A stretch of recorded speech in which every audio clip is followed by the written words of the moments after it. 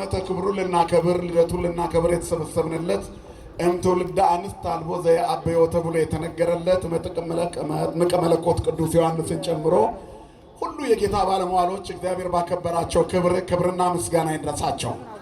እንኳን አደረሳችሁ። አሁንም እንኳን አደረሳችሁ። ድጋሚ እንኳን አደረሳችሁ። ለዚህ ቀን ያደረሰን ማን ይመስገን? ማን ይመስገን? ለዚህ ቀን ደርሰናል። ክረምትም ቢሆን የክረምቷን ፀሐይ እንድንሞቅ እግዚአብሔር ፈቅዷል።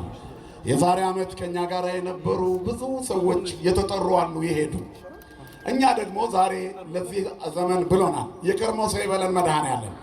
በመጥምቁ አማላጅነት በእግዚአብሔር ቸርነት ለንስሐ የሚሆን ዕድሜ ተሰጥቶን ለዚህኛው ክረምት ደግሞ ደረስን። ማን ይመስገን? አመስግኑታ በደንብ። እግዚአብሔር የተመሰገነ ይሁን።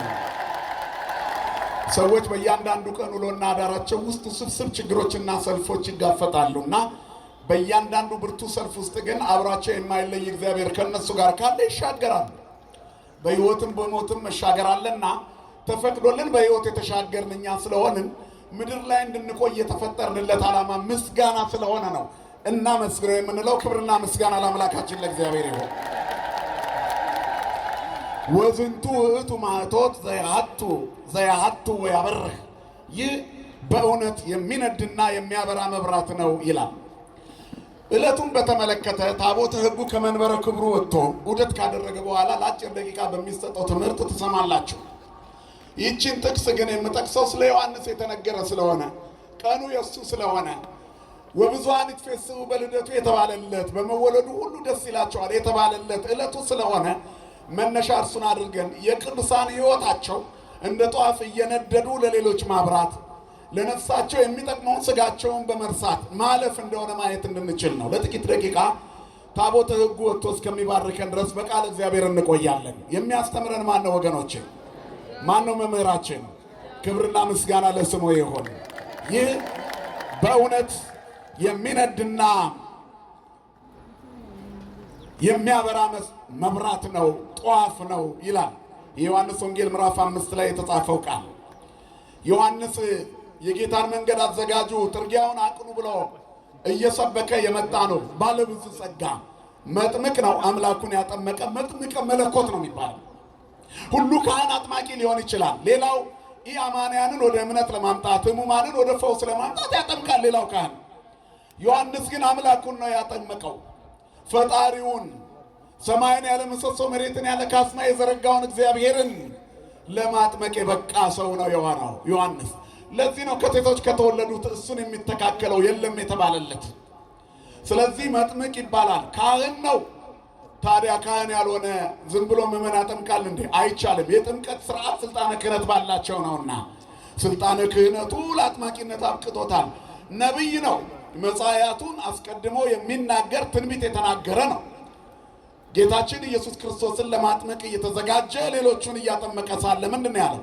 ዘይመጽእ እምድኅሬየ ዘሃሎ እምቅድሜየ፣ ከኔ በኋላ የሚመጣ ከኔ በፊት የነበረ ነው። ዘኢይደልወኒ እፍታ ቶታናሳኒሁ እገሪሁ፣ የጫማውን ጠፍር እፈታው ዘንድ እንኳን አይገባኝም። ወውእቱ ያጠምቀክሙ በመንፈስ ቅዱስ ወበእሳት፣ እርሱ በእሳትና በመንፈስ ቅዱስ ያጠምቃቸዋል ብሎ የመሰከረ ነው እኮ ዮሐንስ። ሐዋርያት በተዘጋ ደጅ ውስጥ የተጠመቁትን ጥምቀት ታስታውሳላችሁ። ከቅርብ ቀናት በፊት ያከበርነው በዓለ ጰራቅሊጦስ በአንድ ወር ልዩነት ውስጥ ያከበርነው የእሳት ጥምቀት ይባላል። ቤተ ክርስቲያን በእሳት የተጠመቀችበት፣ ልደቷ የሚከበርበት፣ ለስራ የተነሳችበት። ይህን ነው ዮሐንስ የተናገረው። እሱ እኮ በእሳትና በመንፈስ ቅዱስ ያጠምቃችኋል፣ ቤተ ክርስቲያንም በገዛ ደሙ ይዋጃል ብሎ ትንቢት የተናገረ ነቢይ ነው ዮሐንስ። በረከቱ በሁላችን ላይ ይደርብን። ስለዚህ ቤተ ክርስቲያን በእሳት ጥምቀት ትጠመቃለች አለ። ወውቱ ያጠምቀክሙ በመንፈስ ቅዱስ ወበእሳት ዘኢይደልወኒ እፍታ ቶታናሳኒሁ እገሪሁ፣ የጫማውን ጠፍር እፈታው ዘንድ እንኳን አይገባኝም ብሎ ትሕትናን የመሰከረ ነው። ካህን ነው፣ ነቢይ ነው፣ መጥምቅ ነው፣ ሰማዕት ነው፣ ሐዋርያ ነው። በስብከቱ ሐዋርያ ነው። በሟሟቱ በሞቱ ደግሞ ነቢይን ሰማዕት ነው። መስከረም 2 ስናከብረው ያን ጊዜ የምንማረው ይሆናል። እግዚአብሔር የከርሞ ሰው ይበለን ሁላችንን። ስለዚህ ይህን ሁሉ ጸጋ ያለው ነው። ትሑት ነው። ጌታችን ኢየሱስ ክርስቶስ ወደ እርሱ ሲመጣ አንተ ዘንድ መጥቼ እጠመቅ ዘንድ ነው ይገባኛል እንጂ አንተ ዘንድ እንዴት እመጣለሁ? አንተ እኮ አብ ስም ካንተ ጋር ነው፣ የወልድ ስም አንተ ነው፣ ወልድ ነህ አንተ፣ መንፈስ ቅዱስ የባህሪ ሕይወትህ ነው። ታዲያ በማን ስም አጠምቃለሁ ብሎት ነበር። ወልዱ ለብሩክ ከሳቴ ብርሃን ተሳሃለነ አንተ ካህኑ ለዓለም በከመ ሲመቱ ለመልከ ጼዴቅ እያልክ አጥምቀኝ ብሎታል። ይህንን ሁሉ ትልቅ ነገር በትህትና ያገኘ ነው። ሰው ትሁት ሲሆን ከፍ ይላል። ሰዎች በትህትና ከፍ ይላሉ፣ በትህትና ይከብራሉና ዮሐንስ ትሁት ነው። ለዘመኑ ሰባኪያንና መምህራን ታላቅ ሐዋርያ መምህር ስለሆነ የትህትና መምህር ነው። ምክንያቱም ሰዎች ሁሉ እንደ ነቢይ አይተው ዙሪያውን ከበው ይከተሉት ነበረ። እሱ ግን ነሱ ወመኑስ መቀርበት ይእቲ መንግሥተ ሰማያት፣ የእግዚአብሔር መንግሥት ልትሰጣችሁ ቀርባለች፣ የጌታን መንገድ አዘጋጁ፣ አስተዳሉ ፍኖተ ለእግዚአብሔር፣ የጌታን መንገድ አዘጋጁ፣ አቀናጁ፣ ሰባራው ይጠገን፣ ጠማማው ቀጥ ይበል፣ ተራራው ዝቅ ይበል እያለ ትዕቢት ሰውነታችን የደነደነ ልባችን በትህትና እንዲስተካከል፣ ጎባጣው እንዲቀና፣ ክፉ ሐሳባችን ሰንካላ ሐሳባችን እንዲስተካከል የሚሰብክ ትልቅ ሐዋርያ ነው ከትህትና ጋር። በዚህ ሁሉ መካከል ብዙ ተከታዮች አግኝቶ ነበር። ዙሪያውን በሙሉ በሚሰሙ ሰዎች ተሰብስበው ነበረ። በዮርዳኖስ አካባቢ በቅርቡ በሳሌም ያ ሁሉ ሰው ሲከተለው ዓላማውን አልረሳም። ዛሬ በጥቂት ተከታዮች ዓላማቸውን የረሱ ሰዎች አሉ። ገና ወንበር ላይ ብቅ ሲሉ በሚያገኟት ጥቂት ነገር የትላንት ማንነታቸውን የሚረሱ፣ ወንድሞቻቸውን የሚጨቁኑ፣ የሚበድሉ፣ የተቀመጡበት ወንበር የሚሰበር አለበለዚያም የሚገለበጥ መሆኑን የረሱ፣ ዘላለማዊነት የሚሰማቸው፣ በስልጣናቸው ኃላፊነታቸውን የረሱ፣ በመንፈሳዊውም በዓለማዊውም የተሰጣቸውን ስጦታ የረሱ ሰዎች ምሳሌያቸው ዮሐንስ መሆን አለበት። ምክንያቱም እሱን ከተከተሉ ይስተካከላሉና ለመታረም ለመስተካከል ዮሐንስን ምሳሌ ማድረግ አለባቸው። ቅዱሳን አባቶቻችን ሕይወታቸው የሚተረከው እንድንመስላቸው ነው። አይደለም እንዴ? ስለዚህ ቅዱሳንን መሰል የክርስትናው መንገድ ነው። የእነሱን የሕይወት መንገድ ስናይ እንለወጣለን። ዛሬ በዓሉ የምናከብረው እኮ ለዚህ ነው። ወእንዘ ትሬኡ ሰናየ ግዕዞሙ ወመጻኢቶሙ ተመሰሉ በሃይማኖቶሙ ተብሏል። የኑሯቸውን ፍሬ እየተመለከታችሁ በሃይማኖት እነሱን ምሰሏቸው። ዮሐንስን በትህትና እንምሰለው። ሁለት ጥቅስ የያዘ ሰው መች አገር ይያዝልኝ ይሌለ እንዴ በዚህ ዘመን? ዮሐንስ ግን እነዚህን ሁሉ ጸጋ ይዞ ዘኢይደልወኒ እፍታቶታና ሳኔው መገሪው አንሰ ቃለ ዓዋዲ ዘይሰብክ በገዳም በበረሃ የሚጮህ ሰው ነኝ እንጂ ነብይ ነኝ እንኳን አላለም። ነብይ እኮ ነው፣ ሐዋርያ ነው እኮ፣ ሰማዕት ነው እኮ፣ መጥምቅ ነው እኮ፣ ሁሉን እኮ ነው ዮሐንስ። ክብርና ምስጋና ለአምላካችን ይሁን። ይህን ሁሉ ጸጋ ይዟል። እሱ ግን እኔ በበረሃ የሚጮህ የበረሃ ጮኻሪ ነኝ አለ። ጩህ ተብሎ የታዘዘ እግዚአብሔር የላከው ሰው ነኝ። በበረሃ የሚኖር አንድ የበረሃ ሰው ነኝ። ከተማውን እንኳን አላውቀውም። እኔ የምነግራችሁ ከኔ በኋላ የሚመጣው ታላቅ መሆኑን ነው። ታላቁን ክርስቶስ የከለሉ ሐዋርያት አልበዙም? ታላቁን መድኃኒት ለመከለል የሮጡ ነቢያትን ባዮች አልበዙም? ያ የሰማይና የምድር ፈጣሪን ለመከለል ለስጋቸው ብቻ ስሙን የተጠቀሙበት ሐዋርያንን ባዮች አልበዙም ወይ? ስሙን ለንግድ የተጠቀሙበት ካህናትን ባዮች አልበዙም ወይ? ነቢያትን ባዮች አልበዙም ወይ? እነዚህ ሁሉ ክርስቶስን ከልለውታል። እግዚአብሔርን የእኛ ቅዱሳን ከልለውት አያውቁም። ለዚህ ነው ቅዱስ ጳውሎስ እነሱን ምሰሉ እነሱ ክርስቶስን አይከልሉም ማለት። ተዘከሩ መኳንንቲክሙ ዘነገሩክሙ ቃለ እግዚአብሔር፣ የእግዚአብሔርን ቃል የነገሯችሁን ያስተማሯችሁን አባቶቻችሁን ተከተሏቸው፣ አስቧቸው። ዋናዎቻችሁ እነሱ ናቸው።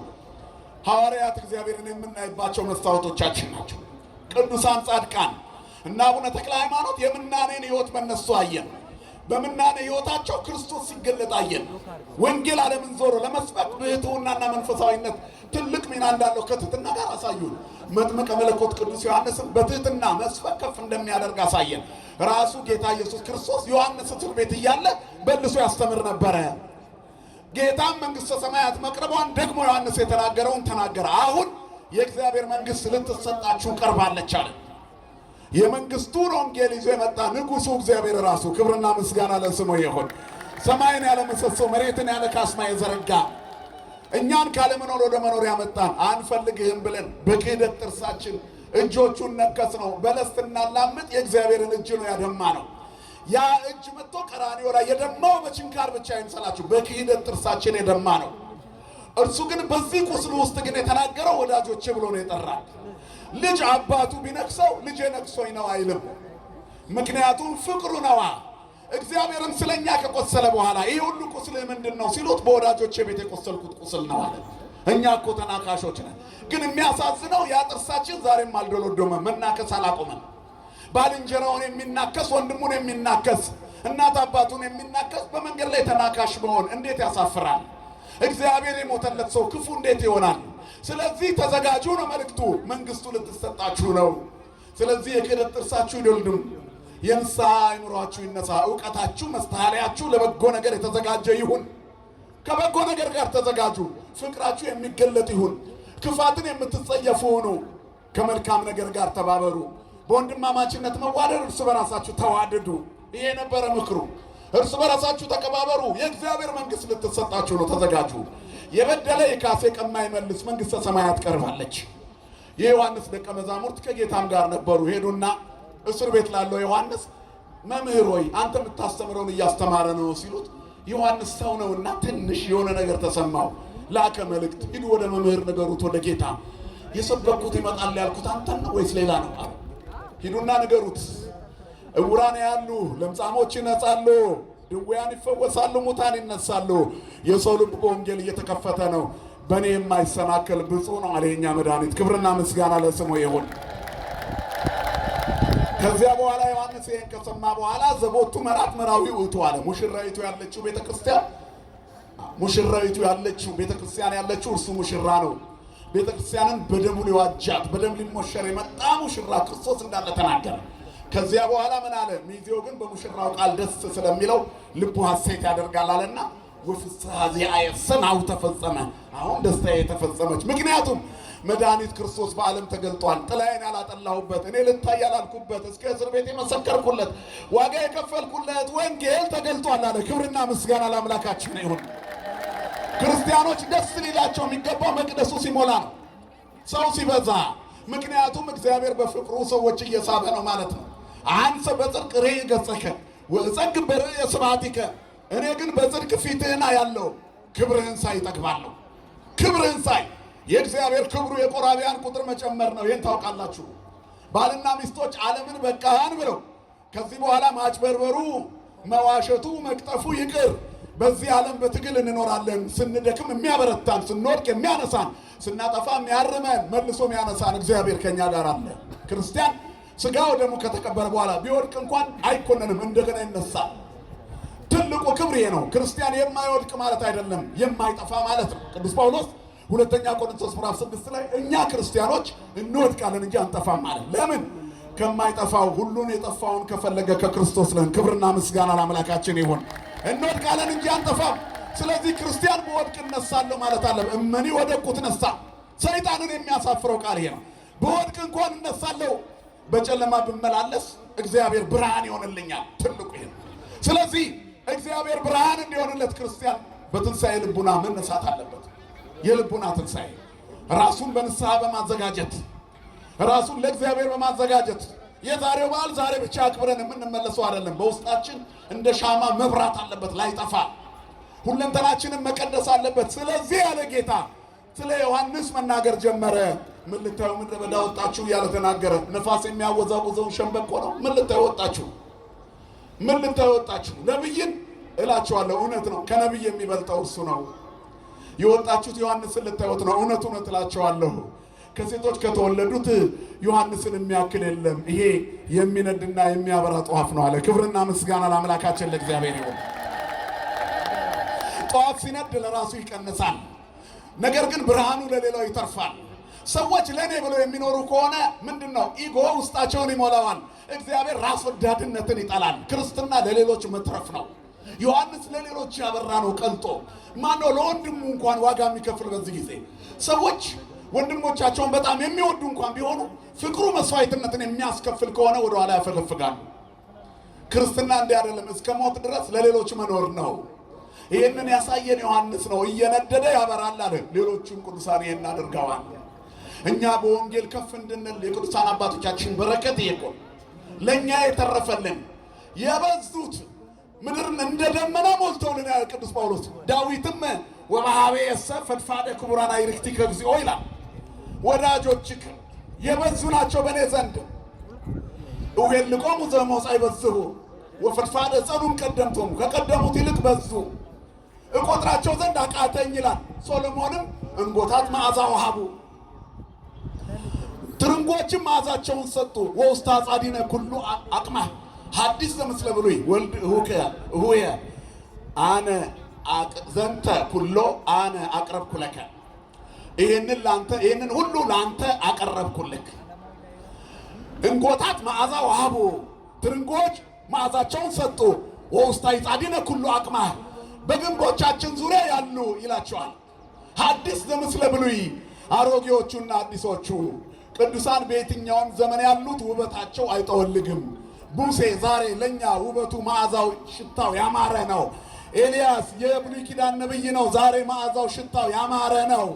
ኤልሳ የብሉይ ኪዳን ነብይ ነው፣ ዛሬም ያማረ ነው። ሐዲስ ዘምስለ ብሉይ አሮጌዎቹ ሐዲሶቹ በደጆቻችን ዙሪያ ላይ ተጠምጥመው አረጎቻቸው ፍሬያቸውን እየሰጡ አሉ። እንጎታ ትርንጎች አላቸው። ወይኖች ያብባሉ፣ ትርንጎች መዓዛቸውን ይሰጣሉ። እነዚህ ሁሉ ውበት እኛ ክርስቶስን እንድናውቅ ዋጋ ይሆናል።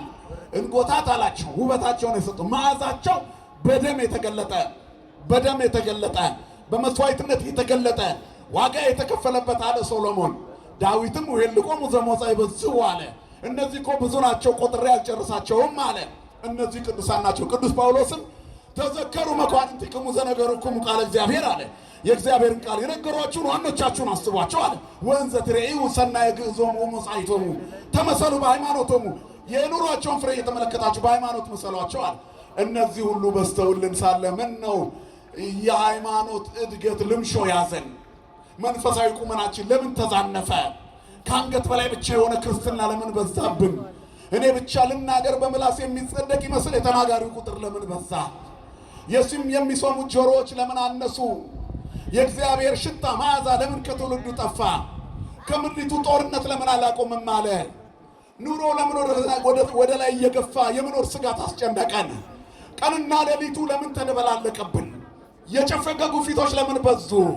እነዚህ ሁሉ ቅዱሳን እያበሩ የሚሰጡትን መዓዛ መከተል ስላቃታቸው አይመስላችሁም? ምእመናን የሕይወት መዛነፍ የምግባር ማነስ አልወረረንም?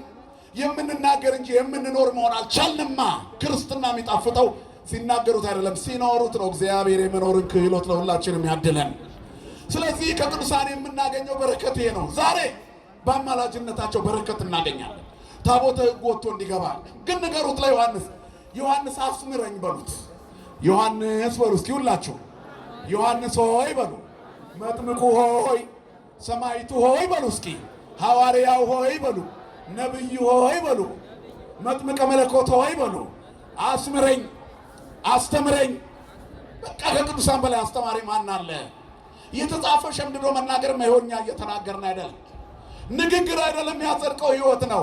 ለዚህ ደግሞ መስዋዕትነት ይፈልጋል። ይሄን የከፈለ ነው ዮሐንስ። ዝንቱ ውእቱ ማይቶት ዘይሀቱ ያበራ የሚነዳለ ከዛ የሚያበራ እየተቃጠለ የሚያበራ እሱ እያለቀ ለሌሎች የሚተርፍ ስለ ነፍስ ብቻ የሚያስብ ስጋዊነቱን የተወ በመንፈስ የተዳሰሰ ማለት ነው። ዓለምን የናቀ ሁሉን የተወ ሁሉን ትተው የተከተሉ ሐዋርያትን እንኳን ለእግዚአብሔር በመለየት የቀደመ ሐዋርያትም እኮ ብለዋል። ኩሉ አደግነ ወተሎናከ ሁሉን ትተን ተከተልን ብለውታል። ሁሉን ትተው ተከትለውታል። እነሱን ትፈርዳላችሁ ማላቸው። እዚህ ጋር ልብ በሉ። ስለ ቅዱሳን አባቶቻችን አማላጅነት ዛሬ ዓለም ይሟገታል። ጌታ ለሐዋርያት ምን አላቸው? ሁሉን ትተን የተከተልን እኛ ግን ምንድነው መጨረሻችን አሉ። ጌታ ስለ ምጽአት ባስተማረ ጊዜ እናንተማ ያን ጊዜ ተቀምጣችሁ በወንበር ላይ ምን ትላል? ትፈርዳላችሁ። መፍረድ ይበልጣል ማማለድ ይበልጣል? ንገሩኝ እስኪ። እንደምን አደራችሁ? መፍረድ ይበልጣል ማማለድ ይበልጣል? መፍረድ። እኛ ግን ቅዱሳንን ምንድን ያልናቸው? አማላጅ ስላልናቸው ይቃወሙናል። ጌታ ግን ትፈርዳላችሁ አለ። ክብርና ምስጋና ለስሙ ይሁን። በ12ቱ የእስራኤል ወንበር ትፈርዳላችሁ። እነዚህ ናቸው እያበሩ እየተቃጠሉ ያበሩ፣ እየነደዱ ያበሩ፣ እየተቆራረጡ የመሰከሩ፣ እየሞቱ የሕይወት ጌታ ክርስቶስን የገለጡ፣ በደማቸው በቃል አቀማመጥ ሳይሆን በተግባር ክንዋኔ የመሰከሩ። ከነዚህ መሃል አንዱን ነው ዛሬ የምናከብረው ዮሐንስን። እየነደደ የሚያበራ ተባለ። በወንጌሉ ስብከት ክርስቶስ ላይ ያላጠላ መንፈሳዊነታችን ማይተባችን በምግባራችን መበላሸት የተነሳ ክርስትናችን ላይ ያጠላብን ሰዎች አሉ። ትልልቅ ማይተብ አድርገን በተለያዩ ገጸ ባህሪያት ሚዲያ ላይ የምንታይ ሰዎች ከኛ የማይጠበቁ እኩይ አጥፍቶታት የተገለጡብን መስቀል ተነቅሰው ለቡጢና ለዘረፋጃቸውን የሚጠቀሙ ሰዎች አንገታቸው ላይ ማይተብ አስረው በክፉ ነገር ፊት ለፊት ላይ ሲሳደቡ የሚታዩ ሰዎች በስመ ሥላሴ ጀምረው በስድብ የሚጨርሱ ሰዎች እነዚህ ጥላ ያጠሉ ናቸው። እየነደዱ የሚያበሩ አይደሉም። እያጠፉ እየጨሱ የሚያቃጥሉ ናቸው። እግዚአብሔር ለነዚህ ነው ያዘጋጀው። አይጸየፍም። እግዚአብሔር ለነዚህም ጊዜ ሰጥቷል። ምክንያቱም መጽሐፍ እንደሚል እሱ የተቀጠቀጠ ሸምበቆን አይጥልም፣ የሚጤሰውን ጧፍ አያጠፋም ይላል። የሚጤስ ጧፍ ውሃ ጠብ አድርጋችሁ በዛው ማጥፋት ነው። ለምን አይን ያጠፋላችሁ እሱ። አያችሁ እኔና እናንተ የተቀጠቀጠ ሸምበቆ ሆነናል። የተቀጠቀጠ ሸምበቆ አይጠገን ምን ያደርጋል? እርሱ ግን አይጥለውም፣ በስንጥቁ ይጠቀምበታል። በድካማችን የሚጠቀምብን ጌታ ክብርና ምስጋና ለስሙ ይሁን። የተቀጠቀጠ ሸምበቆን የማይሰብር የሚጤሰውን ጧፍ የማያጠፋ የማይጥል እኛ አገልግሎታችን አይን የሚያጠፋ ሆኗል። በምግባር የማንገለጥ ሆነናል። የምንታይባቸው መንገዶች ስጋዊ ገበያ በዝቷል። ሚዲያውን ያጨናነቀው መንፈሳዊ ጉዟችን መተቻቸትና መነቃቀፍ የበዛበት ነው። የተረፍን አይደለንም። እነ ቅዱስ ዮሐንስ መጥምቁ ግን እስር ቤት ውስጥ ሆነው እንኳን ወፍሳዜ የሰናው ተፈጸመ፣ ደስታዬ ተፈጸመ የመሰከርኩለት ጌታ ምድርን በወንጌል እየዋጃት ነው። ከዚህ በኋላ ምድር በምስጋና ትከደናለች። ፍጥረት ሁሉ የአዲስ ኪዳኑን ወንጌል እየሰማ ደስ ይለዋል። ሁሉ የዞረ ወንጌል ወንጌል ወንጌል ይላል አለ። ክብርና ምስጋና ለአምላካችን ለእግዚአብሔር ይሁን። የነሱ ደስታ የእግዚአብሔር ቤት መሙላት ነው። ወጸግብ በርእየ ስብሐቲከ አንሰ በጽድቅ ርእየ ገጽ። ክብርህን ሳይ ጠግባለሁ። ክብርህን ሳይ በቁርባን ሰዓት ረጅም ሰዓት ሰዎች ቆመው የቁርባኑ ሰዓት ማያል አንተ እየተባለ ረጅም ሰዓት የሚቆርቡ ሰዎች ሳይ ደስ ይለኛል። ይህ ክብርህ ነው። አንተ የገባኸው ነው ስጋ ወደሙ የሚቀበለው። ክብርን ሳይ ጠግባለሁ። ሙሉ ሌሊት ያለማቋረጥ በማህሌተ እግዚአብሔር በስብሐተ እግዚአብሔር በማህሌተ ያሬድ ሲያድሩ ሊቃውንቱ ሳይ ውሃ እንኳን አምጡልኝ ሳይሉ ጉሮሯቸው ሳይሰነጠቅ ያለማቋረጥ ሲያመሰግኑ ሳይ ደስ ይለኛል። ወጸግብ በርእየ ስብሐቲከ ክብርን ሳይ ጠግባለሁ። ክብርና ምስጋና ለአምላካችን ይሁን። ምቀኝነት የሌለበት ስርዓተ አምልኮ ሌሎች ሲድኑ መደሰት ነው። ሰዎች ቅዱሳንን የሚገዳደሩት ምቀኛ ማንነታቸው ከውስጣቸው ጎልቶ ሲወጣ ነው እንጂ የሱን ቦታ አልወሰዱበት። እግዚአብሔርን ቦታ አይወሰዱብኝ አላለ። ምክንያቱም እነዚህ ምስክሮቼ ናቸው አለ። የሚነዱና የሚያበሩ መብራቶች ናቸው አለ። ስለ ዮሐንስ ብትጠይቁኝ አለ ጌታ የሚነድና የሚያበራ ጧፍ ነው። የሚነድና የሚያበራ ለሌሎች የተረፈ በቅድስና ያጌጠ እየሞተ ስለ ሕይወት ባለቤት ስለ ክርስቶስ የሚመሰክር የሚነድና የሚያበራ ጧፍ። እስከ መጨረሻይቱ ደቂቃ ድረስ ክርስቲያኖች በመንፈሳዊ ሰብዕና መቀጠል አለባቸው። ጌታ አቤቱ እግዚአብሔር ሆይ ወስሉስ ቅዱስ ጸሎተ ቡራኬ ምንድን ነው የሚለው? እስከ መጨረሻ ድረስ እንዳመንን እንኑር እስከምንሞት። እግዚአብሔር አምነን ለመሞት ያብቃል። ሐዋርያው ቅዱስ ጳውሎስ ዕብራውያን 11 ላይ ስለ ቅዱሳን ይናገርና ስለ እነዚህ ሁሉ ጊዜ ያጥርብኛል አለ። እነዚህ ከሰይፍ ስለታመለጡ በመጋዝ ተተረተሩ ሴቶች ትንሣኤያቸውን ሙታናቸውን በትንሣኤ ተቀበሉ። እነዚህ እያለ እያንዳንዱን ነገር በተለይ የተሰጠው ተስፋ አዲስ ኪዳን ባይገለጥ እንኳን የኖሩትን የነቢያትን የመከራ ዘመን ሲተርክ ቆየና እነዚህ ሁሉ ግን አለ አምኑ ወሞቱ። አምነው ሞቱ። እስኪ ሁላችሁም በሉ አምነው በሉ ሞቱ። አምነን ለመሞት ያብቃን መድኃኔዓለም። 1000 ዓመት የሚኖር ይመስል እዚህ ምድር ላይ ያልከፈልነው ዋጋ የለም። ለነፍሳችን ግን ምንም አይነት ስንቅ አላዘጋጀንም። እኛ እየጨስን ያለን ጧፎች ነን እምላችሁ ለዚህ ነው። አይን የሚያጠፋ ለምድር ኖረንላት ምናለማላት አይደለንም። ነገር ግን ብዙ ልንቆይባት እንናፍቃለን። ለሰማይ የተዘጋጀ ቁመና የለንም። እርስ በራሳችን የምንዋደድ አይደለንም። መንፈሳዊ ጉዟችንም የሆነ ቦታ ላይ የቆመ ነው። ቤታችን ጸበል ከተረጨ እዚህ መተን ፊታችንን ከተረጨን ከተጠመቅን ወይ አስቀድሰን የቅዳሴ ጸበል ከቆራቢ ያለ ከተሻማን የበቃ ይመስለናል።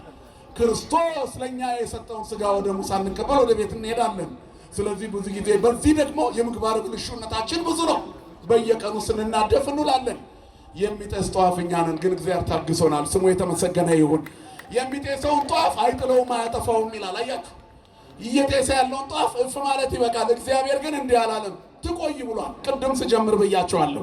ይሄን ዓመት ትኑር ብሎ ለዚች ነፍስ ፈቀደላት። እያንዳንዷ በለስ አይደል እቺን ዓመት ጠብቃት የተባለች በለስ እኔ እኮ ነኝ፣ አንተ እኮ ነህ፣ አንቺ ነሽ እኮ ዓመት የተጨመረልሽ።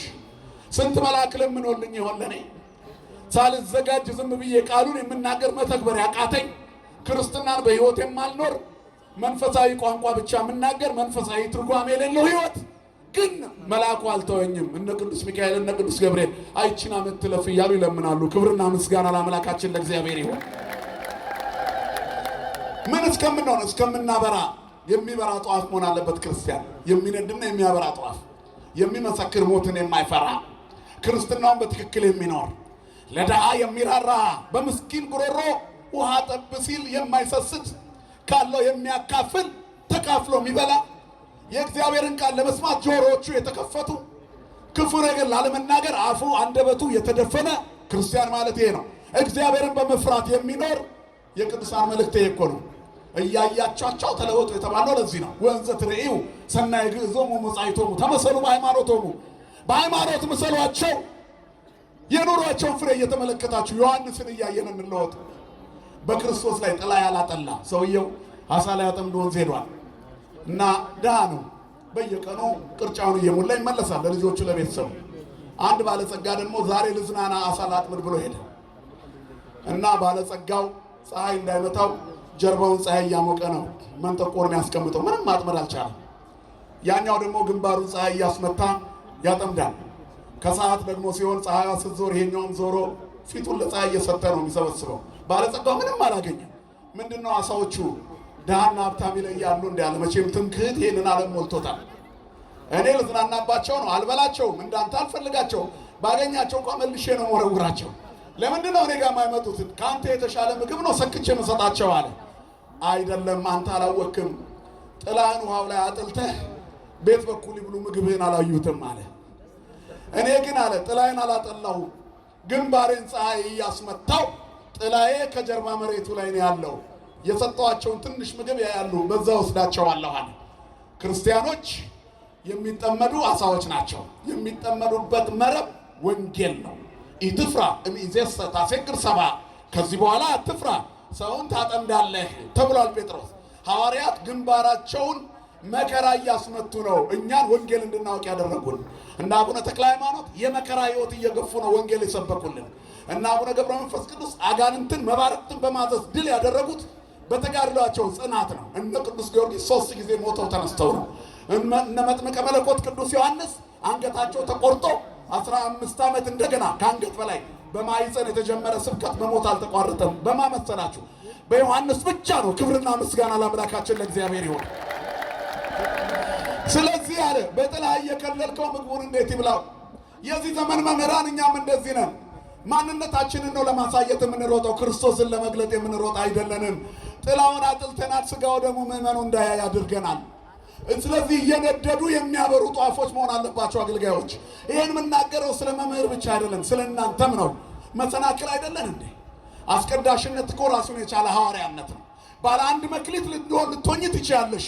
አንድ ተሰጥቶሻል። ምድር ላይ ያለሽው በዚች አንድ እንድታመርቺ ነው። ሁሉም እንደ አቅሙ እንደ ጸጋው ተሰጥቶታል። እንደ ድርሻችን ተሰጥቶናል እኮ።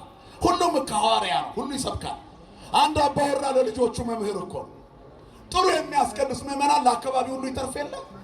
ቤታቸው ውስጥ ልጅ ቢያምባቸው ሌሊት ከሐኪም ቤት ይልቅ ቀድሞ የሚደርሱት አስቀዳሽ ቤት ነው። እምነትና ጸበል አይጠፋም። ቤተክርስቲያን ደጅ ይጠናል ልጁ ተብሎ። የክርስቲያኖች ቤት ትንሿ ቤተክርስቲያን አይደለች? እግዚአብሔር የማይለያት እምነትና ጸበል ያለባት፣ ውዳሴ ማርያም የሚደገምባት፣ ጸሎተ ሃይማኖት የማይቋረጥባት፣ ምግባር ትሩፋት ጥረት የሚደረግባት። ስለዚህ በራችን እንኳኳን። ልጃችን ታሞራል። እምነት አላችሁ? ጸበል አለን እንጂ እኛ የዮሐንስ ልጆች ነን። ክብርና ምስጋና ለአምላካችን ይሁን። ጥላና ጥላማ መንፈሳዊ ነገር ተጠይቆ የለኝም እንደማለት ያለ ኪሳራ አለ እንደ ትልቅ መስቀል አንገት ላይ አድርጎ መንፈሳዊ ሆኖ ለእግዚአብሔር በተመቻቸ ስፍራ ላይ ካልቆሙ ቃል እግዚአብሔር ቢይዙት ምን ጥቅም አለው? ስለዚህ እምነትና ጸበል እንጠየቃለን። ሳይገባን እኛ ቤት ተቀምጦ ያልሰራው ተአምር ጎረቤቴ ነው ይሰራል። ለካ እግዚአብሔር ሁሉም ቦታ አለ። ክብርና ምስጋና ለስሙ ይሁን። ምኑ በኩል ላይ ነው አምላካችን እግዚአብሔር። ለሌላው የሚተርፍ ያስፈልገናል። ዝንቱ ውእቱ ማኅቶት ዘያሐትው ያበርህ፣ የሚነድ የሚያበራ መብራት ነው የዮሐንስ። የሚነድ የሚያበራ ምቀኝነት የሌለበት፣ ተንኮል የሌለበት፣ ሸፍጠኝነት የሌለበት፣ ሐሜት የሌለበት ንጹሕ ወንጌል ሰባኪ ቂም ባረገዘ ልብ ክፋትና ጥላቻ ወንድምን ማሳረድ በተላበሰ ሰብዕና ነጩን ለብሰው ቢመላለሱ ምን ጥቅም አለው? ትልቅ መስቀል አንገት ላይ አድርገው ቢንቀሳቀሱ ምን ችግር ምን ጥቅም አለው? ፈሪሳውያን ቂመኞች ነበሩ፣ ለግድያ የተዘጋጁ ናቸው። ነገር ግን ቆመዋል። ብዙ ቃል እግዚአብሔር ያውቃሉ። ከነሱ ይልቅ አጭር ስብከት የሰበከው ዮሐንስ ምድሪቷን ከደናት። ክብርና ምስጋና ለአምላካችን ይሁን። ለሁሉ የሚተርፍ ሆነ። ዓለሙ ሁሉ ተሰለፈ፣ ተከተለው። ከዚያ ህዝቡ ተከትሎኛል ብሎ ራሱን ነብይ ነኝ አላለም። እኔ የምድረ በዳ ጨዋሂ ነኝ አለ። የሚነድና የሚያበራ ጧፍ። እኔም ማዘጋጃችሁ ለክርስቶስ ነው። ነጠላ የለበስነው ፍጥረቱ እኛን አይቶ የክርስቶስን መንገድ እንዲከተል ነው። ክርስቲያኖች የሚመስሉት ክርስቶስን ነው። ክርስቶስን ለማየት ሰው እኛን ማየት አለበት። ስለዚህ ክርስቶስን የሚገልጥ ህይወት በእኛ መታየት አለበት። በእኛ ላይ እግዚአብሔር እስኪታይ ድረስ በጥረት የተቀየርን መሆን አለብን። ዕለት ዕለት በጸሎት የምንተጋ ደጅ የምንጠና ጌታ ሆይ ክርስቲያን ተብዬ ተላላፊ በሽታ እንዳልሆን ጠብቀኝ። ለሁሉ የሚታይ ክርስቲያን ማለት በተራራ ላይ የተሰራ ቤት ነው። የተራራ ላይ ቤት ልትሰወር አይቻላትም። ለሁሉ የምትታይ ናት። ደብቁኝ ማለት አትችልም። ለሁሉ ትተርፋለች። እኔና እናንተም ለሌሎች የሚተርፉ ነው። ክርስቲያን ሆነን መምህራን ሆነን አባቶች ሆነን ጥሩ ምዕመን ሆነን ሰው እኛን ባልተገባ ቦታ አይቶ ስለኛ ሲያወራ ሰው ምን አገባው ስለኔ ለምን ያወራል ትላላችሁ? ለምን አያወራ? ስለማን ያወራ? ስለ ክርስቲያን ያልተወራ ስለማን ይወራ? በዚህ ቀን ስለ መጥምቀ መለኮት ዮሐንስ ያልተወራ ስለማን ይወራ? ከዚህ በላይ ሙሉ ቀን አለ እንደ ዮሐንስ ስሙ ለዘላለም የተመሰገነ ይሁን። ክርስቲያንም እንደዚህ ነው። በየቤቱ ርዕስ መሆን አለበት። ዓለሙ ምሳሌ ይፈልጋል፣ የሚያየው ይፈልጋል፣ የሚከተለው ይፈልጋል። ግራ ግብት ብሎታል። መቅደስ የምንለውም እኛም በገንዘብ የምንናከስ በዘረኝነት የምንባላ በጥላቻ የተሞላን ከሆንን ሰው ማንን አይቶ ይዳን? ተላላፊ በሽታ ከመሆን ይሰወራል። ጥላችንን ባህሩ ላይ አጥልተን አሳዎቹ እንዳይታዩ አድርገናል። ምዕመናን ላይ ስጋዊነታችንን እያሳየን ክርስቶስን ደብቀነዋል። ዮሐንስ አልደበቀውም። አንሰ ቃለ አዋዲ ዘይሰብክ በገዳም ወይብልጽሑ አፍኖቶ ለእግዚአብሔር። እኔ በምድረ በዳ የሚጮህ ሰው ድምፅ ነኝ። የጌታን መንገድ አዘጋጁ፣ ጥርጊያውን አቅኑ እያልኩ የምጮህ እኔ ነኝ አለ። ከኔ በኋላ የሚመጣ ዘይመጽእ እምድኅሬየ ዘሀሎን ቅድሜ። እናንተ የተሰበሰባችሁት እኔ ላይ አይደለም። የመጨረሻ ፋይናል ዴስቲኒ መድረሻችሁ ክርስቶስ ነው። ሐዋርያት አድሬስ የሚያደርጉን ወደ ክርስቶስ ነው እና አቡነ ተክለ ሃይማኖት ያደረሱን ወደ ክርስቶስ ነው። አቡነ ገብረ መንፈስ ቅዱስ ያደረሱን ወደ ክርስቶስ ነው። ብርሃናተ ዓለም ጴጥሮስ ጳውሎስ ያደረሱን ወደ ክርስቶስ ነው። ሐዋርያት ያደረሱን ወደ ክርስቶስ ነው። እነ ቅድስት አርሴማ እነ ክርስቶስ ሰምራ ያደረሱን ወደ ክርስቶስ ነው። ወእንዘ ትሬኡ ሰናየ ግዕዞሙ መጻእቶሙ አለ ቅዱስ ጳውሎስ ራሱ ያደረሰን ወደ ክርስቶስ ነው። የኑሯቸውን ፍሬ እየተመለከታችሁ በሃይማኖት ምሰሏቸው አለን ራሱ ቅዱስ ጳውሎስ። እኔ ክርስቶስን እንደምመስለው እኔን ስትመስሉ ክርስቶስን ታገኙታላችሁ። ክርስቶስን የከለለ ጻድቅ የለንም። ክብርና ምስጋና ለአምላካችን ይሁን። ቅዱሳን አባቶቻችን ክርስቶስን የገለጡ ናቸው። ክርስትና ለሌሎች የሚተርፍ መንፈሳዊ ሕይወትና ጸጋ ነው። ስለዚህ ነው እየነደደ ያበራ ብለን የምናከብረው። ለዚህ ነው ወዝንቱ ውእቱ ማኅቶተ ለጌታ። ይሄ እኮ ማብራት ነው አለ። ምን ዘይሀቱ ያበርህ፣ እየነደደም ያበራ እየተቃጠለም ያበራ፣ አንገቱ ተቆርጦ የሚሰብክ ከማይፀን ጀምሮ መስበክ የጀመረ። ይገርማል እኮ ዮሐንስ ስብከቱን የጀመረው በእናቱ ማይፀን ነው እኮ። ኋላ መምህሩ የሚያስተምሩት የዕለቱ መምህር እንደው እንዳልነካባቸው ብዬ ነው እንጂ እንደ ዛሬ የሚጣፍጥ የስብከት ቀን የለም። ዮሐንስ ነዋ ክርስቶስን ሰብኮ ያሳየን። ስሙ ለዘላለም የተመሰገነ ይሁን። ስለዚህ ምዕመናን፣ እነዚህ እየነደዱ ያበሩ ምዕመናን ሊቃውንት ቅዱሳን አባቶቻችን ይቅርታ እየነደዱ ያበሩ ቅዱሳን አበው ሰማዕታት፣ ጻድቃን፣ ሐዋርያት እነዚህን እንከተል ነው። በረከታቸውን ለማግኘት እንትጋ። እነሱ የሁለመናችን ምንጮች ናቸውና ንጹሑን ስንዴ ኦርቶዶክሳዊ ሃይማኖትን በቤተ ክርስቲያን ጎተራነት አስቀምጠው ትውልዱን ከረሃብ አድነውታል። ዛሬ ዓለም ርቦታል እኮ። ክርስትናውን ፈልጉት እስቲ። በኢትዮጵያ ዙሪያ ላይ ያሉ አፍሪካ ሀገሮች ላይ ፈልጉት። ከኛ ነው እየፈለጉ ያሉት። ወንጌል መጥቶላቸዋል፣ ግን በቅኝ ግዛት ነው የመጣላቸው። በነፃነት የመጣ ወንጌልና ቅዱሳንን በክብር ይዛ የምትኖር ተዋህዶ ናት። ክብርና ምስጋና ለአምላካችን ይሁን።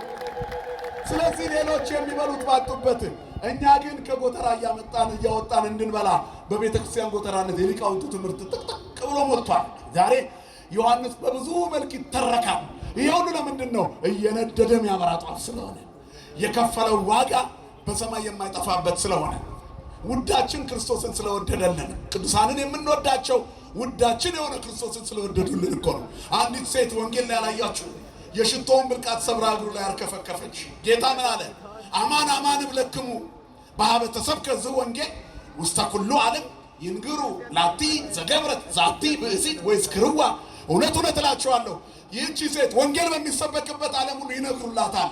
የሽቶ ብልቃጧ ሲሰበር ልቧ ለእኔ የተከፈተ ሆኗልና። በስጦታችን ውስጥ ለእግዚአብሔር የተሰጠ ማንነታችን ይታያል።